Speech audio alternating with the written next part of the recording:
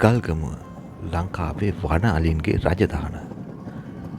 ඔබේ දුටුවේ පහුගිය වසරවල ගල්ගමුව දුම්රිය මාර්ගයේදී දුම්රියට පිළිවුණු වන අලින් කීප දෙනෙක් සම්බන්ධ සිදුවේ. වසර ගණනාවක ඉඳලා වන අලි දුම්රිය මාර්ගය මහා මාර්ගයත් හරහා වනාන්තර ගම්මාන අතර සැරිසරනවා.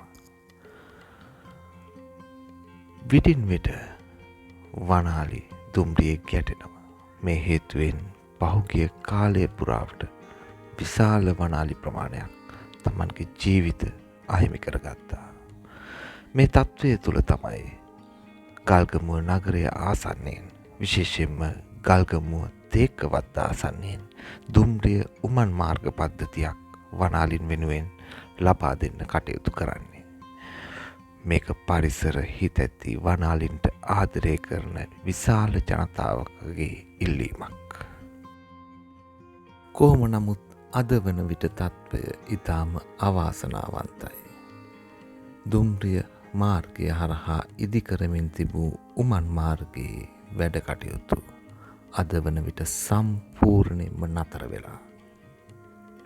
වන අලි වෙනද වගේම අනාරක්ෂිතව මේ මාර්ගය හරහා ගමන් කරනවා. අපි මේ ස්ථානයේ ඉන්න විටත් වනාලි රංචුවක් පාර හරහා යන්න ආවා. තාමත් මේ සරල ඇටවුම් මතින් දුම්රියත් ගමන් කරනවා. බාගෙට ඉදිවෙච්ච උමන් මාර්ගය ඒ ආකාරයෙන්ම තියෙනවා. යකඩ දිරා යමින් තියෙනවා. වනාලි අනාරක්ෂිත ලෙස මේ දුම්රිය මාර්ගය හරහා ගමන් කරනවා. දුම්රියත් දුම්රිය මගින් රැගෙන අනාරක්ෂිතව මේ ඇටවුම් මගින් ගමන් කරනවා. ඉතින් වනාලිත් දුම්රියත් දුම්රිය මගිනුත් හැමෝම අනාරක්ෂිත බවට පත්වෙලා. මේ අනාරක්ෂිත බව අවසන් කරලා දුම්රිය උමන් මාර්ග පද්ධතියේ වැඩ කටයුතු කඩිනමින් අවසන් කරන්න කියන ඉල්ලීම තමයි අපි බලධාරීන්ගෙන් කරන්නේ. මේ වීඩියෝ නරඹන ඔබටත් පුළුවන් ඒ බලපෑම ඒ ආකාරයෙන්ම කරන්න.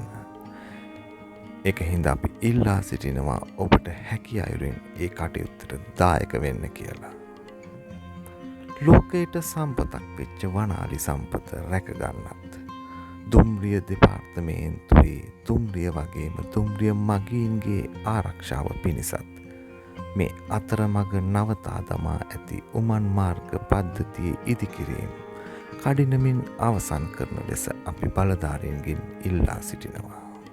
ඉතින් අපි ඔබෙන් ආදරෙන් ඉල්ලා සිටිනවා මේ පණිවිඩය අනිත් අයටත් අරන් යන්න මේ වීඩියෝව ෂෙයා කරන්න කියලා.